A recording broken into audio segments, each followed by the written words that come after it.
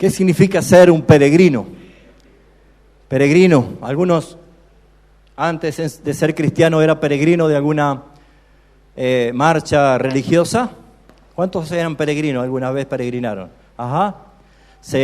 Es un acto de fe, muchas veces caminar varios kilómetros. Nosotros acá en Tucumán, lo más tradicional es caminar desde cualquier punto hasta Lules, que es la zona de la Reducción. Otros se atreven a hacer un peregrinar un poco más largo hasta Catamarca, San Fernando del Valle de Catamarca. Hace poco en la ciudad de Salta han habido grandes peregrinajes por la festividad del Señor de los Milagros, si no recuerdo. Y la gente entiende que peregrinar es un acto de fe, es un acto de sacrificio, en la cual uno debe salir de un lugar para llegar a otro lugar con el único objetivo, es de adorar, de dar gracias, de proclamar exaltación. Este Salmo 133 es un salmo que forma una grilla de varios salmos de ascensión. Ustedes tienen allí en el subtítulo la bienaventuranza del amor fraternal, pero abajo dice cántico gradual de David. Y es importante ver que desde el Salmo 120 hasta el Salmo 135 son los salmos de ascenso, salmos de los peregrinos, que en estos salmos, cánticos graduales, hay por lo menos 4 que el rey David compuso. Y estos salmos justamente tenían como fin exaltar el plan de Dios de la unidad del pueblo, puesto que todas las tribus de Israel, dispersas en todo territorio de Israel, debían en las fiestas solemnes subir a un solo lugar, que era Jerusalén, conocido como el Monte de Sión. Allí es donde todos los peregrinos de todas las tribus iban, y mientras iban en ascenso al Monte de Sión, entonaban cánticos. Por eso es que quise invitar a Mauricio que él cantase. Hay muchas melodías para el Salmo 133, pero la letra es extraordinaria. Entonces, estos peregrinos que iban con el único propósito de llegar a un solo lugar donde eran convocados todos, Jerusalén, donde estaba el templo, donde Dios debía ser exaltado, la ciudad de Dios. En estos 3 versículos me gustaría que nosotros pudiéramos ver que los peregrinos a Sión tienen características y que son observables en estos 3 versículos, puesto que todos nosotros sabemos que estamos peregrinando. Diga conmigo, somos peregrinos. ¿Sabe que somos peregrinos? Porque no es esta tierra el lugar de nuestra morada, ni tampoco es el lugar de la exaltación final y glorificación final a nuestro Señor. Estamos peregrinando a nuestra Sión celestial, a la verdadera Jerusalén celestial. Nosotros estamos peregrinando hasta llegar a la gloria de nuestro Señor Jesucristo y exaltar a su nombre. Por eso es que en estos 3 versículos vamos a ver 3 puntos importantes que nos va a dar a nosotros la idea central, que es valorar la dicha del amor fraternal hacia una adoración celestial. Necesitamos nosotros entender cuál es el propósito y la misión de la iglesia.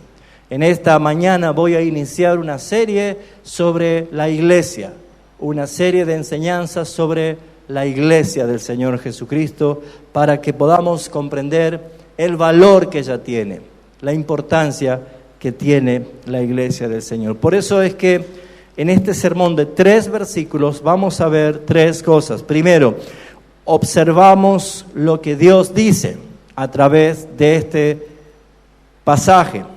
Número 2, observamos con lo que Dios compara. Y número 3, observamos con lo que Dios hará en consecuencia. Estos 3 puntos nos tienen que llevar a nosotros a meditar sobre la importancia de la iglesia. Pero para esto deberíamos hacernos una pregunta personal. Allí en silencio, usted mismo solamente pregúntese, ¿qué es la iglesia según tu propia opinión? ¿Qué es la iglesia para ti? ¿Qué es la iglesia según lo que tú opinas, lo que tú piensas? Pero seguidamente deberíamos preguntarnos la otra pregunta, ¿qué es la iglesia según Dios? ¿Qué es lo que Dios opina de su iglesia? Puesto que la iglesia está nombrada y citada en toda la Escritura. El error de muchos es creer que la iglesia comenzó el día de Pentecostés allí en Jerusalén, pero en realidad muchos aseguran que la iglesia comenzó allí porque en el Antiguo Testamento no figura la palabra iglesia, pero es por una cuestión de traducción, porque el Antiguo Testamento está escrito en hebreos y el Nuevo Testamento está escrito en griego. Por eso es que no va a encontrar palabras griegas en el Antiguo Testamento, y la palabra iglesia es la palabra griega eklesia, que es los llamados a salir.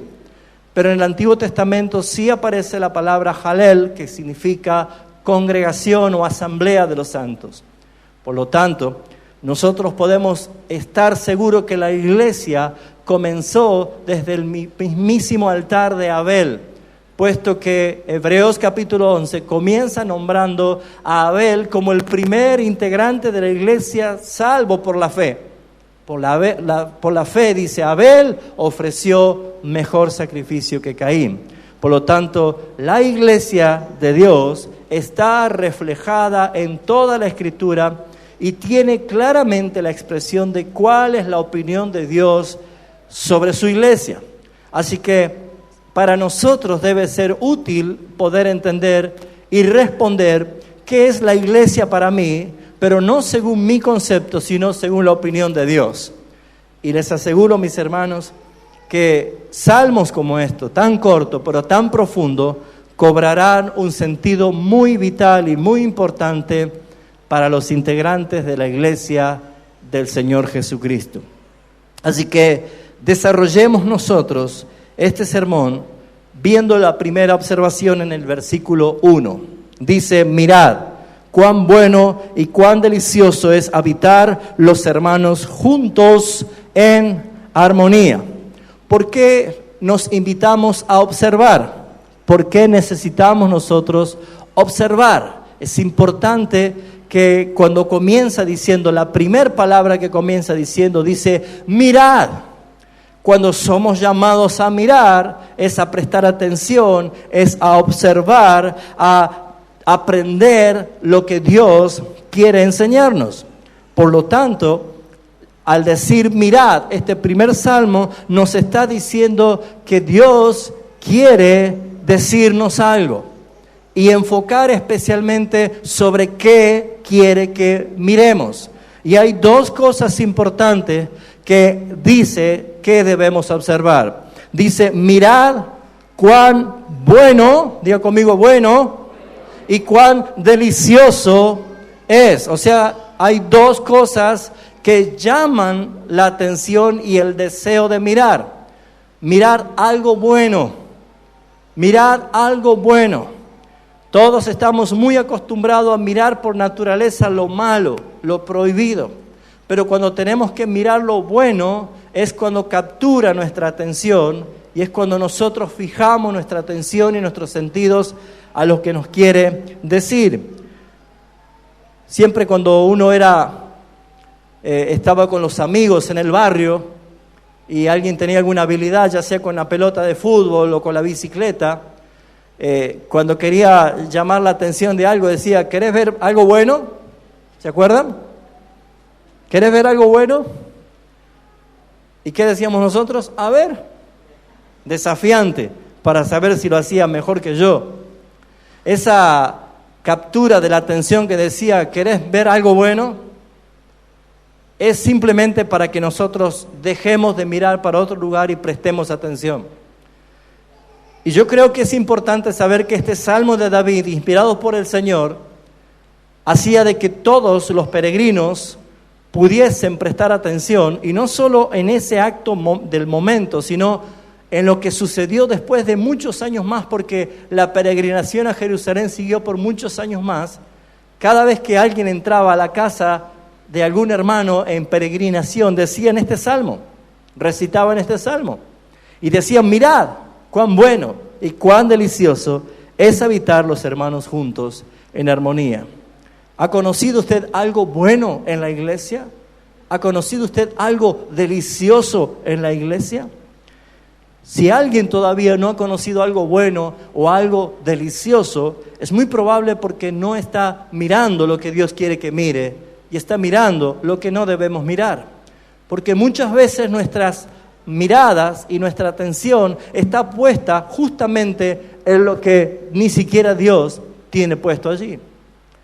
Miguel Ángel, un gran escultor, el famoso escultor que hizo la obra de el Moisés, tallado en un mármol, dice que él lo que hizo es traer de la cantera un pedazo de mármol, y él ya tenía en su mente y miraba en ese mármol lo que nadie miraba. Cuando alguien le preguntaba ¿qué ven allí?, ellos decían un pedazo de mármol, pero Miguel Ángel miraba a un Moisés tallado y labrado en ese mármol. Y él dijo: yo veo a Moisés. Y la gente le decía: yo veo un pedazo de mármol. Entonces, mientras Miguel Ángel tomó el cincel y el martillo y comenzaba a golpear y a golpear y a golpear, la gente, en vez de estar mirando la obra que estaba descubriendo, estaba mirando los pedazos de mármol que caían. Y ese es el concepto que muchas veces nosotros tenemos. Cada uno de nosotros somos perfectos, ¿así es? No, somos imperfectos. Tenemos grandes errores, muchas falencias. Pero cuando alguien no está mirando lo bueno y lo delicioso, es porque está mirando lo que Dios está sacando. Y nuestra mirada tiene que estar puesta en lo que Dios está haciendo. Y con más razón se nos lleva a mirar lo bueno y lo agradable. El pueblo de Israel, todos sabemos que según las Escrituras era un pueblo bastante difícil. Era un pueblo bastante rebelde. El éxodo desde Egipto hasta Canaán nos demuestra cómo era este pueblo. Y este pueblo había recibido muchísimas instrucciones de parte de Dios de cómo debía ser su comportamiento, incluso llegando a la tierra de Canaán. Lo primero que le advirtió es que no dejase allí a los enemigos, sino que los expulsara y que dejase solamente que cada uno de las tribus tomase posesión de la tierra que Dios le daba. Y que debían echar por tierra todas sus idolatrías y paganismo y todo lo que ellos adoraban a dioses falsos. Sin embargo, el pueblo no hizo esto, sino que permitió que quedasen y que les pagasen tributo, y todos sabemos que eso no era la voluntad de Dios. Por lo tanto, el pueblo de Israel tenía en cada una de sus tribus sus pecados, sus falencias, permanentemente. Pero ¿saben cuándo era bueno y era delicioso ver a todo el pueblo juntos? Cuando iban peregrinando a Jerusalén para alabar a Dios. Por eso es que si usted lee desde el Salmo 120 hasta el Salmo 135, va a ver todas las cosas que le iban pasando mientras ellos iban peregrinando hasta Jerusalén. Así que lo primero que vemos acá es que Dios quiere que observemos qué es lo que está diciendo en el versículo 1. Resalta lo bueno y lo delicioso. Muy bien, ¿qué opinan de lo delicioso? ¿Alguna vez ha comido algo delicioso? ¿Nunca? Cuando alguien le dice, hoy voy a hacer algo delicioso, uno se prepara con una expectativa especial, porque siempre que hay algo delicioso es atractivo. Y esa palabra delicioso, que deriva de la palabra delicias, es la misma traducción del hebreo de la palabra Edén. Edén era un lugar de delicias, un lugar donde Dios había puesto al hombre recién creado para que se deleite en toda su creación. Pero no fue Dios el que arruinó todo, sino que fue la transgresión y la desobediencia de Adán. Así que el hombre pecador no está acostumbrado a vivir en deleites, no conoce los deleites, no sabe gustar de los deleites, porque la naturaleza del pecado solamente es buscar lo contrario. Así que claramente Dios quería llamar la atención, no solo del pueblo en peregrinación, sino para todos nosotros hoy en día, de la necesidad de mirar, prestar atención, dos cosas importantes que Él ve en su iglesia: bueno y delicioso, algo bueno y algo delicioso. Por eso es que Él decía: mirad a mi pueblo que está unido y en armonía. También destaca que al decir mirad, quiere decir que hay que utilizar ¿cuál de los 5 sentidos? La vista. Nosotros miramos con nuestros ojos. Por lo tanto, cuando el salmista está direccionándonos a mirar al pueblo de Dios, es que nosotros como pueblo de Dios debemos ser vistos. No solo decir lo que somos, sino ser vistos como Dios quiere que nos vea. ¿Cómo? Unidos y en armonía.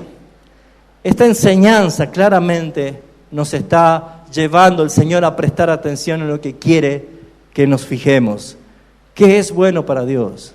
¿Y qué es delicioso para Dios? Es que la iglesia aprenda a estar unida y en armonía. Y si Dios lo ve y Dios lo quiere, pero tú no lo ves, creo que es momento de empezar a mirar lo que Dios ve, lo que Dios quiere que veamos. Es allí donde nosotros vamos a disfrutar de la presencia de Dios en su iglesia. ¿Qué significa habitar? Bueno, habitar es permanecer. Habitar es estar siempre. Habitar es no moverse de ahí, es quedarse. Y todos sabemos que los peregrinos que iban a Jerusalén no vivían, sino que iban, adoraban y volvían. Ellos tenían su propia tierra, tenían su propia casa. Así que el significado de habitar aquí no está relacionado con que dejemos nuestras casas y vivamos todos dentro de la iglesia. A veces la mala interpretación también lleva a los muchos intentos de vivir en comunidades. Hay lugares que se han comprado hectáreas y se han hecho barrios privados para cristianos únicamente, para estar separados del mundo, para vivir en santidad, para no tener problema y conflicto con nadie, pero resulta que adentro de ese barrio privado era lo peor de lo peor. Porque no es eso lo que hace referencia. Cada uno de nosotros debemos entender que habitar es estar en el Espíritu, en el mismo sentir y permanecer allí como la iglesia de Jesucristo. Ahora, ¿pero qué cosas atentan contra esta idea de Dios? Que es para Él maravilloso que los hermanos estén habitando juntos en armonía, en un mismo sentir, en una misma unión, en un mismo provecho que manda Él por su gracia. Lo que atenta muchas veces es la cultura que nosotros vivimos. Esta cultura de pecadores desde Adán es una cultura individualista. Adán estaba creado para depender de Dios, pero sin embargo escuchó la mentira de Satanás y desde ese momento él quiso ser igual a Dios. Y la cultura del individualismo hace de que alguien no quiera estar bajo gobierno, bajo autoridad. La autosuficiencia es lo que Dios reprueba porque fuimos salvos para obedecer, dice la palabra. Dios nos salvó para obedecer. Por lo tanto, antes nosotros no teníamos que obedecer a Dios porque éramos enemigos de Dios, pero sin embargo, por naturaleza éramos obedientes al pecado. Y éramos esclavos de Satanás. Así lo dice la palabra. Por lo tanto, mis hermanos, no solo la cultura individualista, sino también la mentira de Satanás de ser autosuficiente. ¿Alguna vez usted dijo, yo puedo solo? Eso sale del ego. Eso sale de la autosuficiencia. Eso es pensar de que yo puedo manejar y controlar la situación. Mis amados hermanos, nadie puede ir en contra de lo que Dios ha establecido. Por eso es que todos nosotros debemos saber que lo que atenta contra la intención de habitar juntos en armonía son estas características. La autodeterminación. Es yo soy el que mando en mi vida. Yo soy el que decido. Y esas cosas no hace a alguien que integra el peregrinar a Sión, sino que todo lo contrario, porque peregrinar a Sión tenían claramente identidad como pueblo de Dios, puesto que iban en obediencia a lo que Dios llamaba. Sembrar discordia entre hermanos, producir divisiones y rupturas, son cosas que atentan contra la idea de Dios de habitar juntos los hermanos. Ahora, estar juntos no significa absolutamente una unidad perfecta. Claramente nosotros sabemos de que habrá roces, naturalmente habrá roces. Somos una congregación de pecadores perdonados y arrepentidos, pero que también sabemos que vamos a tener disensiones o podemos tener diferencias, pero eso no significa perder el objetivo de habitar juntos en el mismo sentir. Proverbio dice que hierro con hierro se aguza. ¿Sabe lo que es aguzar hierro con hierro? ¿Vio cuando usted agarra 2 cuchillos motos? ¿Qué hace con los cuchillos? ¿Y vio que saca cuando golpea hierro contra hierro? Chispas, ¿sí? ¿Sabe cuándo el cuchillo ya está afilado? Cuando ya no sale chispas. Amén.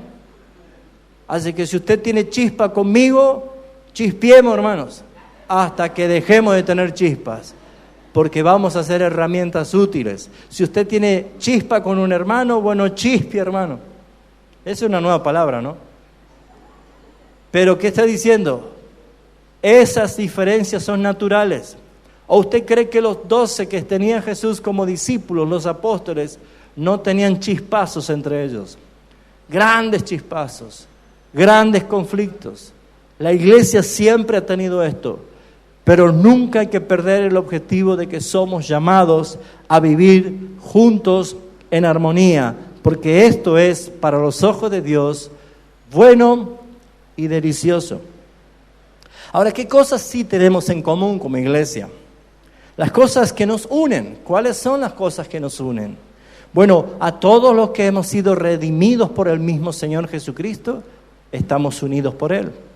Todos los que estamos redimidos, todos fuimos redimidos por el mismo Salvador, todos fuimos llamados por la misma fe a una misma esperanza, todos estamos esperando el mismo destino. Los hijos de Dios, lo único que sabemos es que no sé cómo, pero yo estaré en la gloria con Cristo. Amén. ¿Y usted? Amén. Porque si no tiene esa esperanza, no está teniendo la misma redención que tienen los hijos de Dios. Por esa razón es que el apóstol Pablo en Efesios capítulo 4 está diciendo claramente, enumerando qué cosas son las que nos unen. Dice el versículo 4, un cuerpo, un espíritu, como fuisteis también llamados a una misma esperanza de vuestra vocación, un Señor, una fe, un bautismo, un Dios y Padre de todos, el cual es sobre todos y por todos y en todos. Esto es lo que nos une. Estamos unidos nosotros por el mismo Señor. Y la Escritura dice que fuimos unidos por el mismo Espíritu. Por lo tanto, mis amados hermanos, tenemos muchas cosas en común, muchas cosas que nos unen si nosotros somos verdaderamente redimidos por el Señor Jesucristo. Número 2, ya observamos lo que Dios dice. Él dice esto: mirad cuán bueno y cuán delicioso es habitar los hermanos juntos en armonía. Versículo 2 del Salmo 133 dice, es como el buen óleo que desciende, sobre la cabeza, el cual desciende sobre la barba de Aarón y baja hasta el borde de sus vestiduras, como el rocío de Hermón que desciende sobre los montes de Sión. Aquí encontramos nosotros el segundo punto. Observemos con lo que Dios compara. Dios primero dice lo que quiere. Segundo, Dios usa una ilustración comparativa. Naturalmente nosotros no tenemos la cultura hebrea, ni tampoco tenemos la geografía hebrea en nuestra cabeza, ni sabemos nosotros las tradiciones que tenía el pueblo hebreo. Tenemos una seria complicación si no estudiamos la palabra para interpretar estos tipos de textos, porque nosotros somos no del occidente, ¿sí? Somos latinos, somos argentinos, estamos lejos, y por esa razón es que muchas veces no entendemos ni qué es el óleo sobre la cabeza y que desciende sobre la barba, y podemos no entender qué es el rocío de Hermón. Entonces es necesario que nosotros podamos explicar la comparación que hace nuestro Señor sobre por qué es bueno y delicioso que los hermanos habiten juntos en armonía, principalmente porque tiene significado sagrado y muy importante. Lo primero que dice el versículo 2 es cómo. Cuando dice es cómo, está usando la comparación. Al usar la comparación es una figura ilustrativa del mensaje que el Señor acaba de transmitir. Al decir que la iglesia es buena y deliciosa cuando está juntos y en armonía todos sus hermanos, necesita traer esta figura comparativa para ver cuán bueno es realmente. Y claramente dice, es como el buen óleo. ¿Sabe lo que es el óleo? Es un aceite preparado, un aceite conocido llamado como el aceite de la unción. Y es un aceite preparado con especias aromáticas y especialmente con mirra, canela, clavo, y que daba una fragancia exquisita, mis amados hermanos. Y es importante para nosotros entender por qué menciona aquí a Aarón. Sabe que Aarón es el hermano de Moisés y fue llamado por Dios para ser el primer sacerdote o sumo sacerdote del pueblo que iba a oficiar los sacrificios. Pero necesitamos ver que este aceite tenía una connotación espiritual. Si me acompañan a Éxodo capítulo 30, vamos a ver la expresión de este salmo en el versículo 25. Éxodo capítulo 30, versículo 25.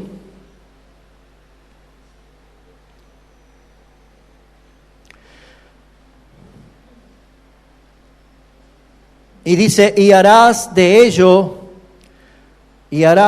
vamos a leer el 22 para que veamos, ¿sí? 23, tomarás especias finas de mirra excelente, 500 siclos, y de canela aromática la mitad, esto es 250, y de cálamo aromático, y de casia 500, y según el ciclo del santuario, y aceite de olivas, un hin, que estaba dando una receta de cómo preparar el aceite de la unción. Y harás de ello el aceite de la santa unción, superior ungüento, según el arte del perfumador, será el aceite de la unción santa. Veo que a veces en la calle le dicen, le vendo un Paco Rabanne en la calle y le sale 100 pesos. No sé si será tan Paco, pero dice, este es original. Uno va a desconfiar y va a decir, no es tan así. Y es probable que uno se ponga un poquito y a los 30 segundos perdió la fragancia, porque no es original. Pero cuando uno va a una casa de perfumería, ¿sí? A lo mejor ni siquiera compra un perfume, pero cuando sale de ella usted sale trasminado de fragancias. Porque probablemente en las casas de perfumería sí se venden originales, y la diferencia está en que la preparación de esos perfumes tienen una esencia aceitosa muy perdurable. Por esa razón ustedes habrán visto de que hay personas que les gusta quizás usar perfumes muy dulces o muy fuertes y que apenas está entrando a la habitación o 15 kilómetros ya se empieza a sentir la fragancia. ¿Por qué? Porque el perfume tiene una característica, ¿sí? Cuando hay perfumes que son agradables, uno los disfruta. Ahora, ¿le ha tocado soportar perfumes zorrino? A veces uno dice, uy, no me gusta ese perfume. Bueno, este perfume era algo especial, pero no solo para dar buen olor, sino porque era un perfume apartado y separado como un perfume para el sacerdocio en unción. Si vamos al versículo 29, versículo 7, dice, esto es la consagración de Aarón, Éxodo 29, 7, la consagración de Aarón y de sus hijos, dice, luego tomarás el aceite de la unción y lo derramarás sobre su cabeza y le ungirás. Muy bien, ¿cuál era la tarea que tenía específicamente este perfume, este aceite de la unción? Era claramente una señal del sacerdocio de dos cosas que tenía que soportar o llevar. Si vamos a ver nosotros de nuevo al capítulo 30, hemos quedado en el versículo 25, también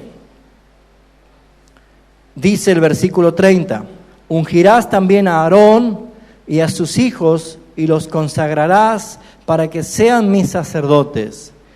Este es el aceite de la unción de las generaciones venideras. ¿Qué es lo que se hacía? Voy a explicar para no leer todo. El sacerdote tenía que llevar dos derrames, principalmente. El primero era la sangre tomada del propiciatorio, del altar del sacrificio, la sangre de los machos cabríos, toda esa sangre, y bañarse con esa sangre. Ustedes saben que el olor de la sangre, y más expuesta al sol, despide olor. Esa era sangre que estaba derramada, se tenía que echarse sobre la cabeza. Pero luego que entraba para ministrar con el tazón de la sangre en el propiciatorio, antes de entrar lo bañaban con este aceite de la unción. ¿Y qué hacía? Mitigaba el olor de la sangre y cambiaba el aroma a un aroma agradable. Todos los otros ungüentos podrían ser muy buenos, pero no tapaban el olor a sangre. Este sí, era un olor que traía fragancia. Esto es una señal de Jesucristo. Nuestro Señor Jesucristo cargó con la podredumbre de todos nuestros pecados, con toda la inmundicia de nuestros pecados. Pero Él, antes de entrar al lugar santísimo para ofrecer al Padre el sacrificio expiatorio por todos nosotros, fue ungido por el Señor, por el Espíritu, con este óleo para ser agradable, ofrenda agradable al Padre Celestial. ¿Se entiende esto? Y de esa manera nosotros somos aceptos en el amado, por la obra del sacrificio de Cristo. Así que, mis hermanos, esta cultura estaba relacionada con este Salmo 133 al decir lo más hermoso que tiene la iglesia en peregrinación a Sión es que todos ellos vienen bañados con el aceite de la unción, el buen óleo, que quiere decir que nuestros pecados han sido lavados, limpiados por la sangre de Jesucristo. Ya no hay condenación para nosotros y estamos felices por eso. Estamos gozosos en verdad por eso. Por eso dice, mirad cuán bueno, cuán delicioso es habitar los hermanos juntos en armonía. Así que, mis amados hermanos, este óleo representa al sagrado sacerdocio que ministra alabanza delante de Dios. Bendito sea nuestro Redentor, Señor y Salvador Jesucristo, que con su sangre nos ha redimido para nuestro Dios y según Apocalipsis dice, y nos ha hecho reyes y sacerdotes para nuestro Dios. Por lo tanto, todos somos ungidos en Cristo Jesús. No es que hay un solo ungido. Hay iglesias apóstatas que dicen no toquen al ungido. Y hermanos, el único ungido es Cristo. Y en Él estamos todos ungidos. Todos somos ungidos en Cristo Jesús. Y por eso es que nuestra fragancia al Padre Celestial es aceptada. Amén. Pero también dice en comparación es como el rocío de Hermón. ¿Cuántos tienen el mapa en su Biblia?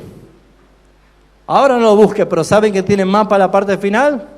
Bueno, ustedes van a encontrar todo el mapa de Palestina, de Israel, y van a encontrar en la parte norte el monte Hermón. El monte Hermón es la montaña más alta, es la montaña más alta. Y justamente por las características que tiene de ser sus cumbres permanentemente nevadas, había un rocío de humedad permanentemente, que cada vez que había deshielo, el agua corría y lo que nace a los pies del monte Hermón es nada más y nada menos que el río Jordán. Ustedes lo van a ver en su mapa, la parte norte de Hermón, van a ver por el medio como una columna vertebral el río Jordán que desemboca en el mar de Galilea que está en el medio y luego sigue el río Jordán y que termina en el mar Muerto. ¿Ya lo ubicaron lo que tiene el mapa atrás? Es fácil ubicarlo. Curiosamente, el monte Hermón traducido representa el lugar del consagrado o el consagrado. Y el río Jordán en hebreo es la palabra Yardén, que traducido es descenso, que desciende a prisa.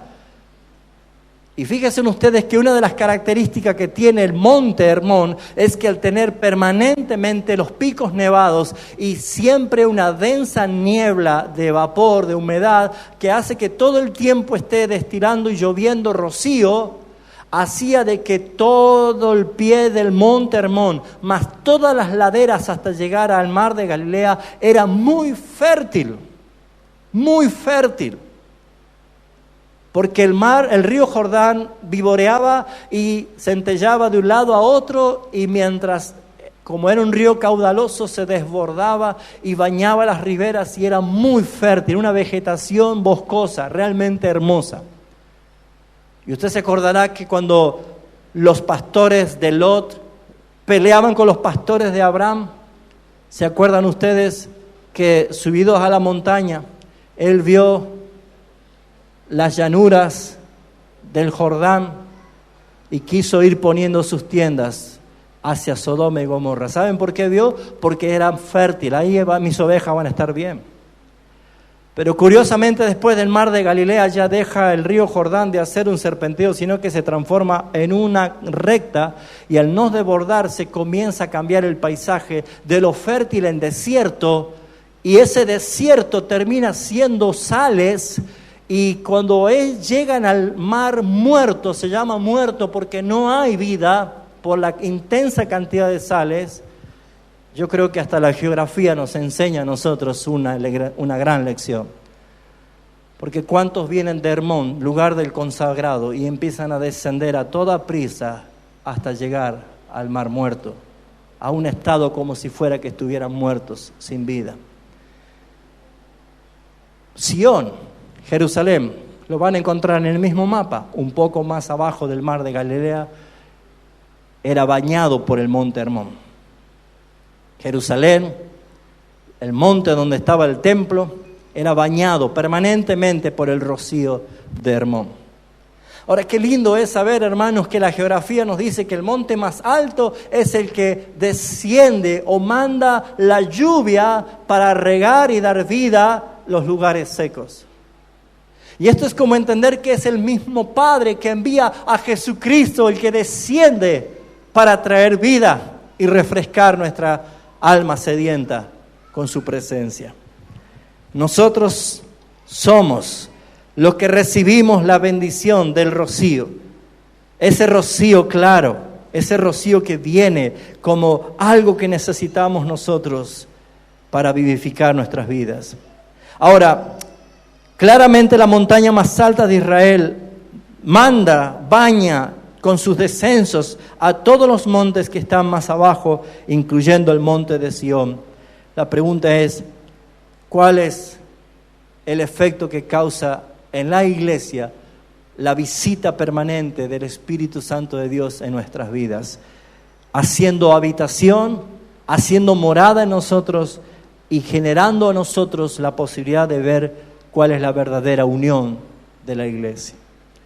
Bueno, la verdadera unión de la iglesia Es un regalo, mis hermanos, de gracia de parte de Dios. Porque saben, Sión solamente recibía de gracia ese rocío que venía permanentemente para bañar sus tierras. Y eso es gracia de Dios, porque nosotros también recibimos del Señor la gracia de la vida de nuestro Señor Jesucristo para ser vivificados. Nosotros no podemos crear la unidad. No somos llamados a crear la unidad, pero sí a preservarla. Sí, Efesios capítulo 4, del 1 al 3 nos dice que seamos solícitos, dispuestos en guardar la unidad del Espíritu en el vínculo de la paz. Somos llamados a trabajar y a colaborar por la unidad de la iglesia. Somos llamados a participar activamente con el llamado del Señor, que la iglesia se vea buena y deliciosa a los ojos de los demás y principalmente a los ojos de Dios, por cómo realmente viven. Es un regalo valioso que Dios da, puesto que el costo fue la vida de nuestro Señor Jesucristo para vivificarnos a cada uno de nosotros. Esta unión verdadera, según lo que vemos en la comparación, es una unión que alcanza a todos por igual, no a algunos y a otros sí y a otros no. Dice el versículo 2, el cual desciende sobre la barba de Aarón, y ¿qué más dice? Y baja hasta el borde de sus vestiduras. Cuando estaban viendo la unción del sacerdote, veían cómo le derramaban el aceite aquí en la mollera y derramaba todo el aceite sobre la barba, incluso hasta el borde de sus vestiduras. Y eso está haciendo referencia a que todo el cuerpo era bañado por este aceite. Y mis hermanos, nosotros somos el cuerpo, integrantes del cuerpo de Jesucristo nuestro Señor. Y Él es la cabeza, la gracia se derramó sobre Él. Él es el ungido, Él es el amado, Él es el deseado. Pero sobre Él fue derramado y todos nosotros recibimos de la misma gracia derramada en este aceite de la unción. Por eso es que todos somos llamados a vivir en esta unidad. Todos somos llamados a participar de esta unidad. Una unidad que es un regalo de Dios, es una unidad que desciende para todos. Pablo en Gálatas 3:28 decía, ya no hay judío, no hay griego, no hay esclavo, no hay libre, no hay varón, no hay mujer, porque todos sois uno en Cristo Jesús. No somos llamados a crear la unidad, sino a defenderla, a guardarla, a protegerla. También nosotros vemos que podemos vivir como una iglesia en fraternidad, pero a veces es necesario trabajar en pequeños equipos, pero hay que tener cuidado de no sectorizar la iglesia. La iglesia necesita, por ejemplo, tener discipulados. La iglesia necesita tener sus grupos pequeños o tener sus momentos de oraciones en grupos pequeños. Pero hay que ser responsable de no sectorizar la iglesia, porque yo puedo terminar dando más valor a mi grupo pequeño y no venir a las reuniones generales. Hermanos, lo principal es cuando todos vienen a Sión a adorar a Jesucristo. Todos nos reunimos en el mismo lugar donde el Señor convoca. Porque allí nosotros tenemos armonía, allí todos tenemos el mismo sentir. La Escritura dice que todos debemos tener un mismo sentir. Cuando estamos juntos, cantamos juntos al Señor. Cuando estamos juntos, adoramos juntos al Señor. Cuando estamos juntos, oramos juntos al Señor. Cuando estamos juntos, recibimos la palabra juntos del Señor. Participamos juntos de la mesa del Señor. Por eso, mis hermanos, lo que Satanás quiere es desunir. Dios nos une al ponernos en su familia. Estamos en Él, estamos con Él, somos llamados a vivir con Él. La verdadera iglesia es refrescante y vivificante. Por eso compara claramente con el Salmo 133, el óleo y el monte Hermón. La iglesia debe ser el lugar donde cada uno de nosotros digamos, Señor, gracias, porque me has puesto en el lugar que tú quieres que estés. Y allí fructificaré, allí levantaré para ti, Señor, lo que tú recibas la gloria. Todos nosotros debemos ser parte activa de esta bendición que Dios quiere darnos. El óleo es la fragancia atractiva y placentera, y el rocío es como una brisa fresca. ¿Cuánto necesitamos de esa brisa ayer, no? ¿Cuánto esperábamos un poquito de brisa fresca? Y mis hermanos, así como anhelamos la brisa fresca, así es la presencia del Señor en nuestras vidas también. Así es el Señor bendiciéndonos. Así es el Señor llamándonos a que estemos juntos donde Él está. Por eso es que es muy importante resaltar y entender la palabra clave que dice el versículo 1, que es la palabra armonía. Para los que conocen música, los componentes de la música es melodía, ritmo y armonía. Uno puede sacar alguna de esas tres componentes y ya no es música. Por eso es que usted habrá escuchado que dice, qué buena esa música, por ejemplo el reggaetón. Y yo no le encuentro muy lindo, porque lo que menos tiene el reggaetón es melodía. Solamente es ritmo. Si uno de estos tres componentes lo alteramos o lo sacamos, ya no es música. Y saben, mis hermanos, Dios sabe cantar, Dios canta. Dios es el creador y el autor de la música. Y por algo la música tiene estos tres componentes. La melodía, que transmite el mensaje de la canción, aunque sea instrumental. El ritmo, que marca los tiempos para poder llevar adelante esta canción. Y la armonía, que hace es unificar todos los sonidos para tener una exquisita expresión. ¿Qué es armonía? Es equilibrio, es unidad entre las diferentes cosas que hacen un conjunto. Y saben, mis hermanos, ninguno de nosotros somos iguales. ¿Cuánto dicen amén? Porque si fuéramos iguales pelearíamos todo el tiempo, hermano. Pero ninguno somos iguales. ¿Cuántas veces los jóvenes se equivocan cuando están orando al Señor para poder tener a su novia o su novio y dice, Señor, quisiera alguien igualito a mí? No les recomiendo, porque si son iguales compiten, si son distintos se complementan, hermanos. Así es el diseño de Dios. Lo que yo no tengo lo tiene mi esposa, lo que mi esposa no tiene lo tengo yo. Y es necesario, porque el amor no busca lo suyo, busca el del otro. Lo verdadero del amor es complementarse. Y mis hermanos, gracias al Señor, que cuando Él nos salvó, nos dejó así como estamos, diferentes los unos a los otros, pero unidos en uno solo, en Cristo Jesús. Porque yo debo vivir una vida consagrada al servicio del Espíritu Santo para que yo llegue a alcanzar a ser, como dice Pablo en Efesios, la plenitud, la imagen de nuestro Señor Jesucristo. Pero sabemos, hermanos, que no somos iguales, que en las comparaciones de la iglesia también está puesta como un cuerpo, en la cual hay muchos miembros, que no son iguales, pero cada uno sirve. En otras palabras, hermanos, hermanas, que integran la iglesia de Jesucristo, usted es muy valioso. Usted es muy importante.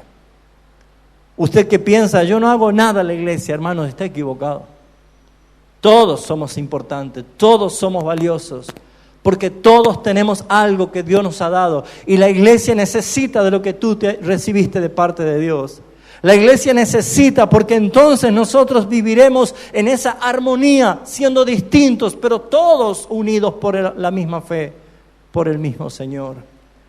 ¿Cuánto nos hace falta que nos conozcamos, conocerse más, cada uno de nosotros? No para ver los pedazos de mármol que el Señor va sacando. Vaya mirando lo que Dios está creando. Vaya mirando lo que Dios está haciendo. Y hallará algo precioso en su hermano. Por eso, mis hermanos queridos, Dios quiere que nosotros tengamos una armonía en la iglesia. Efesios capítulo 4. Versículo 11 al 16 nos dice cómo hace el Señor, cómo logra el Señor esta armonía, qué herramientas utiliza el Señor ¿Por qué necesitamos nosotros de la iglesia? Porque tú necesitas estar en la iglesia, habitar, permanecer en la iglesia. Porque Dios quiere algo. Versículo 11. ¿Cómo lo hace Dios? Efesios 4:11. Y Él mismo, está hablando de Jesucristo, constituyó a unos apóstoles, a otros profetas, a otros evangelistas, a otros pastores y maestros, a fin de ¿qué cosa? De perfeccionar a los santos para la obra del ministerio, para la edificación del cuerpo de Cristo. Hermanos, los ministros son instrumentos, herramientas de edificación de la iglesia. Por eso es que nosotros debemos orar por los ministros, velar por los ministros, cuidar a los ministros. Sí, mis hermanos, no porque lo diga yo, sino porque lo dicen las Escrituras. Porque cada ministro sabemos que tenemos que dar cuenta delante de Dios. Sabemos que debemos rendir cuenta por cada alma que el Señor nos ha encomendado. Por eso oren por sus pastores, velen por ellos. Dice la Escritura, hasta que todos, diga conmigo todos. El que está al lado tuyo es todo. Todos lleguemos ¿a qué cosa?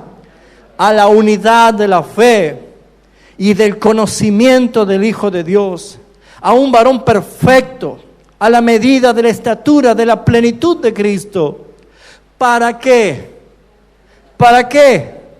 Para que ya no seamos niños fluctuantes, llevados por doquiera por todo viento de doctrina, por estratagemas de hombre que para engañar emplean con astucia las artimañas del error.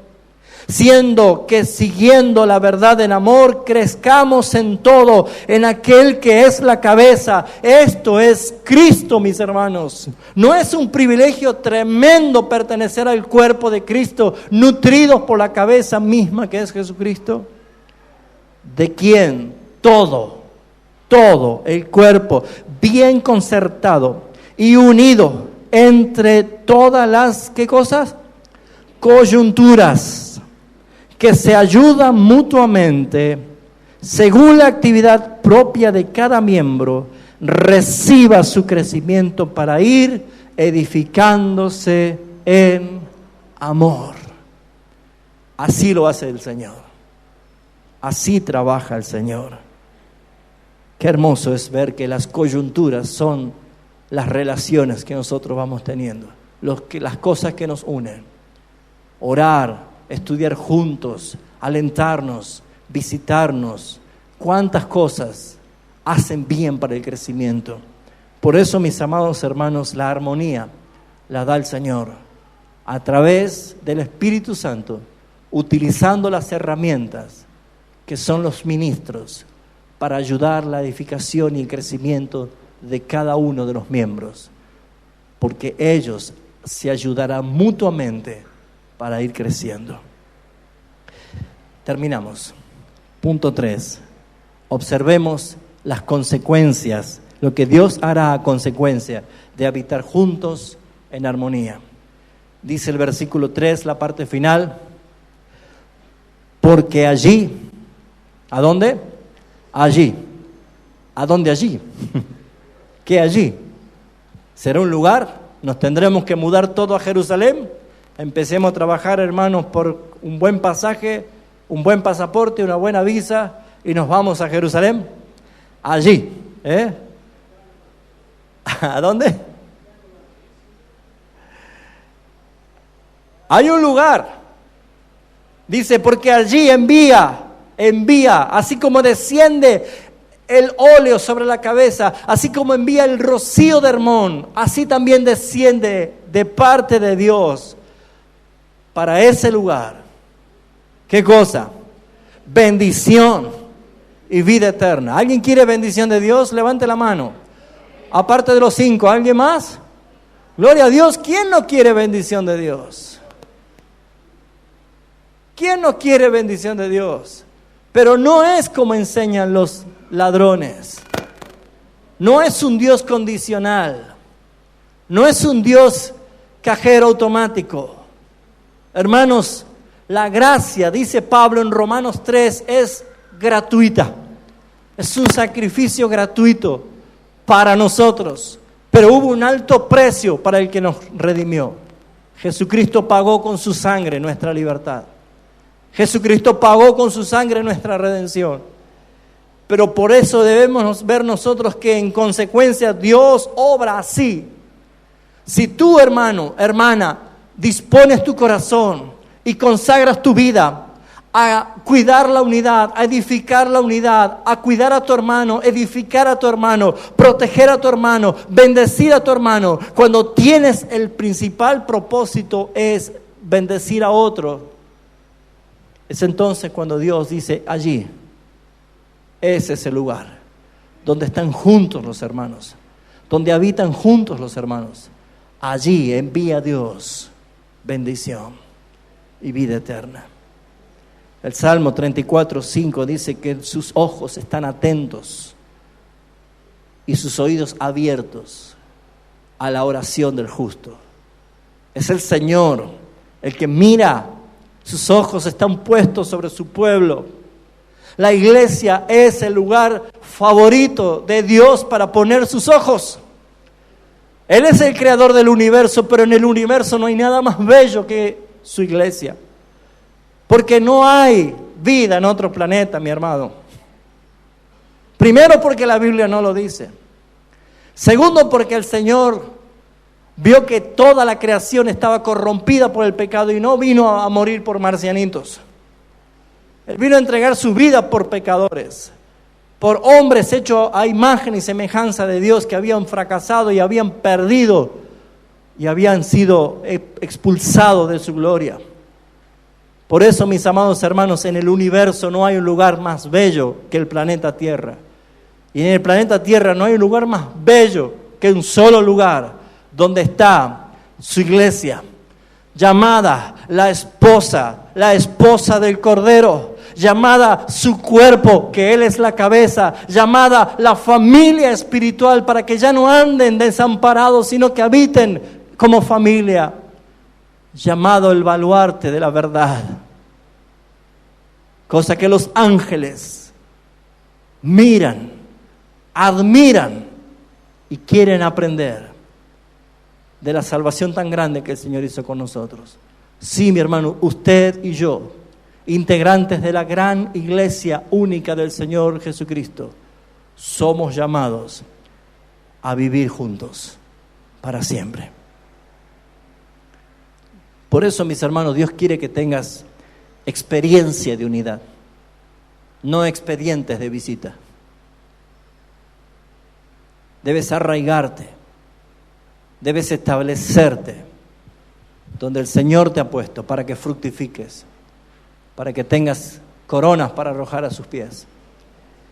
La iglesia donde tú estás es el lugar donde el Señor te puso para que te deleites, para que recibas la bendición y especialmente allí envía vida eterna. ¿Saben, hermanos? Debemos todos evangelizar, todo el tiempo proclamar la verdad de Jesucristo. Pero ¿saben dónde es el lugar donde más se convierten las personas? Dentro de la iglesia. Porque hay muchos que han sido llamados, seducidos y atraídos, pero a lo mejor han pasado meses o tal vez años hasta que recibieron el llamamiento del Señor. Y este mensaje es para los hermanos que dicen, yo no siento nada todavía. Pero si tú perseveras viniendo es porque hay un plan de Dios para tu vida. Si no, no estarías aquí. Gracias al Señor, que aun cuando estamos recibiendo bendición de parte de Dios por estar juntos y en armonía, también hay los que están recibiendo vida eterna. Y qué lindo es saber esto, que nuestro Dios es bueno. Termino. ¿En qué estás contribuyendo tú para guardar la unidad de la iglesia? ¿A cuántos hermanos estás ayudando para ser edificado en la unidad de la iglesia? ¿Te comprometerías tú de todo corazón, hermano, a participar activamente para preservar la unidad del Espíritu? Porque a eso fuimos llamados. Si en verdad tomamos todos esta decisión, si sentimos nosotros una responsabilidad por decir, esta iglesia es el lugar que Dios quiere que esté, me comprometo con ella, claramente veremos la bendición de Dios llegar sobre nuestras vidas. ¿Qué cosas detienen nuestra bendición de Dios?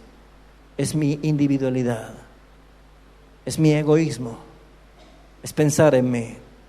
Pero hermanos, cuán hermoso y cuán delicioso es habitar los hermanos juntos en armonía. Cierra tus ojos, vamos a orar.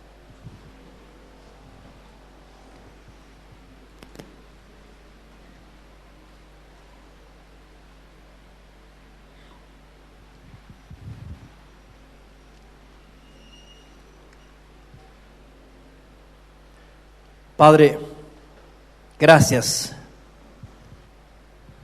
por habernos llamado, Señor, del lugar que estábamos perdidos, sin ti, sin esperanza. Y gracias por habernos traído, Señor, ya adoptados como hijos tuyos y haber sido puesto en tu familia, Señor, para no estar desamparados. Te damos gracias, Señor, porque como iglesia, en el día de hoy, podemos también, Señor, sellar este vínculo de la unión en Cristo Jesús con el sacramento de la Santa Cena, que tú, Señor, has instituido para que todos juntos participemos de la misma copa, comamos del mismo pan, puesto que estamos todos bajo un nuevo y mejor pacto. Gracias, Señor, por tu palabra. Rogamos, Señor, que podamos meditar en ella y participar ahora, Señor, de estos símbolos en Cristo Jesús. Amén. Pastor.